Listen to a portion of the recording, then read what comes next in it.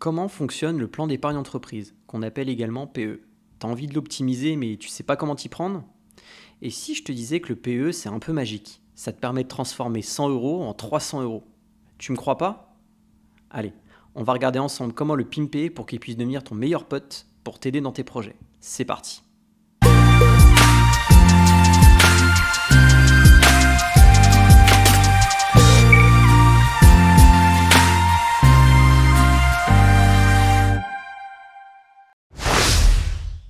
Donc dans plan d'épargne entreprise, tu as bien entendu entreprise, donc en fait c'est un produit d'épargne collectif mis en place par ton entreprise donc pour investir sur différents supports que je vais te présenter ensuite.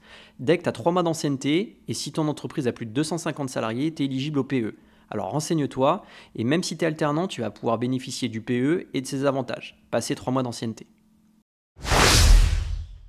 Alors comment alimenter ton PE? Alors les deux sources les plus connues, ça va être la participation et l'intéressement. Donc en fait, ça va être une part du résultat de ton entreprise qui t'est reversée pour t'associer à ses performances. Plutôt sympa, non?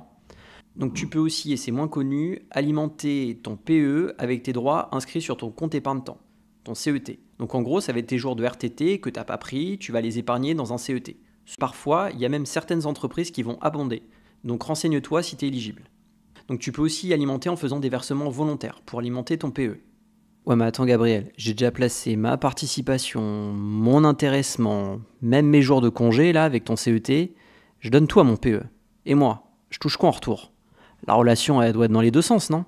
T'as complètement raison, et tu vas voir d'ailleurs avec le prochain chapitre comment ton PE est le masterclass des produits d'épargne. Alors l'abondement, ça va être un montant que ton entreprise va te verser en plus de ta participation intéressement, pour entre guillemets te récompenser d'avoir épargné sur ton PE. Les règles sont très différentes d'une entreprise à une autre, d'un secteur à un autre. Après en général, ça va être les entreprises dans les banques, dans les assurances où il y a les meilleurs abondements. Voilà, donc on va prendre un exemple chiffré pour que tu te rendes compte de l'intérêt de mettre toute ta participation et intéressement sur ton PE et de surtout pas la prendre et la verser sur ton compte courant. Donc premier exemple, on va considérer justement que tu vas la verser sur ton compte courant. Donc 1000 euros de participation et d'intéressement versés en 2024. Donc là, déjà, tu as la CSG CRDS à 9,7%, donc ça tu peux pas y couper.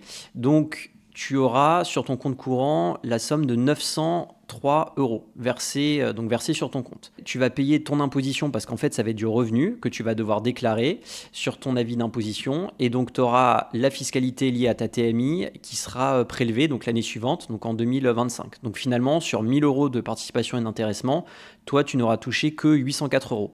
Ensuite, deuxième exemple, donc là, ça va être le fait de verser ta participation et d'intéressement sur ton PE. Donc là, c'est un peu la même chose. Donc tu as toujours 1000 euros, tu as toujours la CSG CRDS, mais au lieu que les 903 euros soient versés sur le compte courant, c'est versé sur ton PE. Et là, déjà, première différence, ça va être l'abondement de ton entreprise. Donc comme je te l'ai dit, c'est très différent d'une entreprise à une autre. Là, en général, ce qui se passe, c'est que tu as un abondement de 100% sur les 100 premiers euros et puis après, tu as des règles dégressives. Là, dans mon exemple, j'ai pris 300 euros. Donc ça te fait un capital de 1203 euros. Et finalement, ce capital, tu n'en as pas forcément besoin tout de suite. Tu vas attendre la durée des 5 ans. Donc je t'expliquerai après comment débloquer ton PE. Donc là, alors on considère que tu le places très tranquillement à 3%, donc sur 5 ans. Donc ces 1203 euros vont se transformer en 1394 euros. Et on va regarder justement au bout des 5 ans, quelle va être la fiscalité, quelle va être la somme que tu vas devoir payer et quelle somme tu vas pouvoir récupérer sur ton compte. Donc là-dessus, tu vas avoir donc 1203 euros, donc ça c'est ton capital que tu as eu, et 191 euros de plus-value. Donc ça va être la différence entre la valorisation et ton capital. Et donc là, tu vas avoir des fiscalités différentes parce que sur la partie capital, fiscalité, c'est simple, c'est 0, donc on est content. Et sur la partie plus-value, ça va être 17,2%. Donc ça va être les prélèvements sociaux. Donc, du coup, tu vois que tu as quand même une différence qui est assez marquée entre le fait de toucher ta participation intéressement sur ton compte courant et le fait de le verser sur ton PE. Et bien sûr, si là, le 3%, tu le transformes en 5, 6, 7% parce que tu prends plus de risques, la différence sera encore plus grande. Alors comment gérer ton PEE? Donc on va simplifier, il va falloir que tu te poses la question de savoir ton horizon de placement. Donc est-ce que tu as des objectifs à 8 ans, à 5 ans? Parce qu'en fait, plus ta durée d'investissement va être longue et plus tu vas pouvoir prendre du risque et donc plus tu vas pouvoir te positionner sur de l'action. Concrètement, si tu souhaites acheter ta résidence principale ou sortir à 5 ans, tu vas pas avoir la même prise de risque que par exemple une préparation de retraite où là tu as un horizon de placement qui est beaucoup plus lointain. Donc dans ton PE, tu auras des fonds bloqués 5 ans. Ça veut dire qu'il va falloir que tu attendes 5 ans à compter de la perception de l'alimentation de ton PE pour le débloquer. Donc imagine, là on est en 2025, tu as touché ou tu vas toucher de la participation intéressement au titre des résultats de ton entreprise en 2024. Donc tu vas pouvoir le débloquer en 2030. 2025 tu touches, plus 5 ans. En 2026, donc là tu auras tes résultats de ton entreprise lié au titre de l'année 2025. Donc là, ce sera 2031 et ainsi de suite. Après, tu as des cas de force majeure, donc je vais te le montrer à l'écran. Tu as pas mal de cas disponibles pour débloquer avant le délai des 5 ans. Donc tu as mariage, naissance, divorce, etc. Donc là, je te mets la liste à l'écran.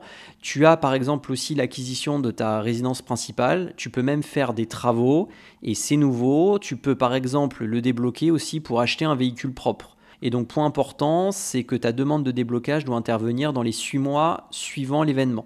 Dans un des motifs, tu as la rupture du contrat de travail. Donc ça peut intervenir à tout moment. Et voilà, c'est déjà fini pour cette vidéo. Un grand merci à toi de l'avoir regardé jusqu'au bout. N'hésite pas à lâcher un commentaire, un like, ça fait toujours plaisir. Active la cloche des notifications pour ne rien rater des prochaines vidéos.